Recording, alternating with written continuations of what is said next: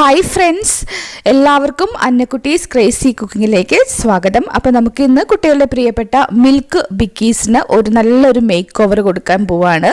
പെട്ടെന്ന് തന്നെ സ്റ്റാർട്ട് ചെയ്യാം. അതിനു മുൻപ് സബ്സ്ക്രൈബ് ചെയ്യാത്ത കൂട്ടുകാർ ആരെങ്കിലും കാണുന്നുണ്ടെങ്കിൽ ഒന്ന് സബ്സ്ക്രൈബ് ചെയ്ത് ചാനലിനെ ഒന്ന് സപ്പോർട്ട് ചെയ്യാനായിട്ട് മറന്നു പോകരുത് കേട്ടോ.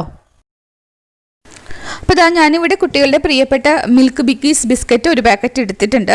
ഞാനൊരു കൂട്ട് തയ്യാറാക്കി എടുക്കുകയാണ്. അതിനായിട്ട് ഒരു പാത്രത്തിലേക്ക് ഏകദേശം 1/2 കപ്പോളം ഡെസിക്കേറ്റഡ് കോക്കനട്ട് ഇട്ട് കൊടുക്കുന്നുണ്ട്.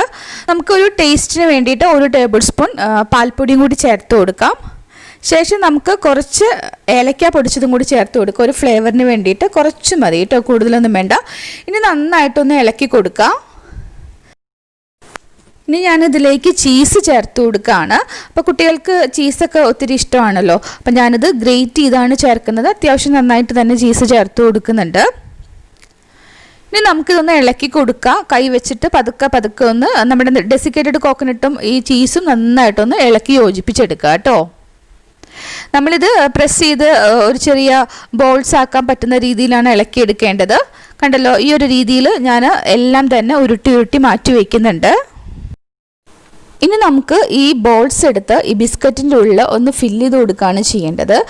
ആദ്യം തന്നെ ഒരു ബോൾ എടുത്ത് ഇതുപോലെ കയ്യിൽ വെച്ച് ജസ്റ്റ് ഒന്ന് പ്രസ് ചെയ്ത് ആ ബിസ്ക്കറ്റിൻ്റെ ഷേപ്പിലേക്ക് ഒന്ന് ആക്കിയെടുക്കുക. അതിനുശേഷം ബിസ്ക്കറ്റിൻ്റെ ഇടയിൽ വെച്ച് ഈ ഒരു രീതിയിലൊന്ന് വെച്ച് കൊടുക്കുക. ഇനി നമുക്ക് പതുക്കെ ഒന്ന് പ്രസ് ചെയ്ത് നല്ലൊരു ചതുരം ഷേപ്പിലേക്ക് മാറ്റിയെടുക്കണം. ബിസ്ക്കറ്റ് ഒടിഞ്ഞു പോയാലും കുഴപ്പമൊന്നുമില്ല കേട്ടോ. അത് പിന്നീട് ചൂടാക്കുമ്പോൾ ശരിയായിക്കോളും, ഒട്ടിപ്പിടിച്ചോളും കേട്ടോ. അപ്പോൾ ഞാൻ ഈ ഒരു രീതിയിൽ ആക്കി എടുത്തിട്ടുണ്ട്. അപ്പോൾ ഒരെണ്ണം കൂടി ഞാൻ കാണിച്ചു തരാം. നമ്മൾ ശരിക്കും പറഞ്ഞാൽ ഈ ഒരു കൂട്ടുണ്ടല്ലോ, ഈ ഒരു ബോൾ കയ്യിൽ വെച്ചിട്ട് തന്നെ നല്ല ചതുരം ഷേപ്പിലാക്കി കൊടുത്തിട്ട് ബിസ്ക്കറ്റിൻ്റെ ഇടയിൽ വെക്കുകയാണെങ്കിൽ പെട്ടെന്ന് തന്നെ നമുക്ക് എളുപ്പത്തിന് ചെയ്യാനായിട്ട് പറ്റും. അല്ലെങ്കിൽ അത് ഒടിഞ്ഞു പോകാനായിട്ട് സാധ്യതയുണ്ട്. അപ്പോൾ നമ്മൾ ആദ്യം തന്നെ കയ്യിൽ വെച്ച് പ്രസ് ചെയ്ത് നേരെ ഈ ഒരു രീതിയിലാക്കി വെച്ചു കൊടുക്കുക. അതിനുശേഷം ജസ്റ്റ് ഇങ്ങനെ പ്രസ് ചെയ്ത് കൊടുത്താൽ മാത്രം മതി. അപ്പോൾ നമ്മുടെ ബിസ്ക്കറ്റിൻ്റെ ഇടയിലുള്ള ഫില്ലിങ്സ് എല്ലാം തന്നെ ഇവിടെ റെഡിയായി വന്നിട്ടുണ്ട്.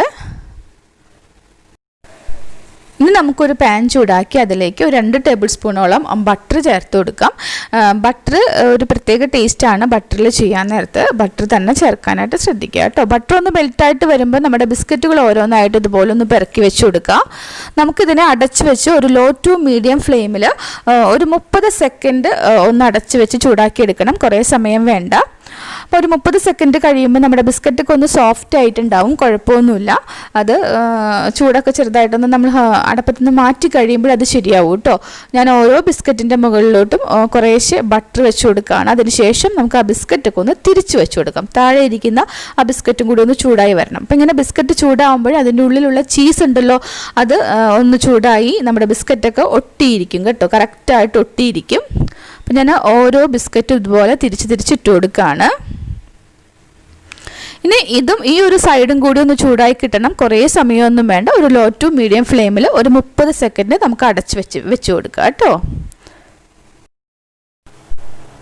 അപ്പോൾ വീണ്ടും ഒരു 30 സെക്കൻഡ് കൂടി കഴിഞ്ഞിട്ടുണ്ട്. നമ്മുടെ ബിസ്ക്കറ്റ് എല്ലാം തന്നെ ഇവിടെ റെഡി ആയിട്ടുണ്ട്. അതിനുള്ളിലുള്ള ചീസെല്ലാം ഒന്ന് ചൂടായി വന്ന് ഒന്ന് ഒട്ടി പിടിച്ചിട്ടുണ്ട് കേട്ടോ. അപ്പോൾ നമുക്ക് ഓരോന്നായിട്ട് ഇതുപോലെ കോരിയെടുക്കാം.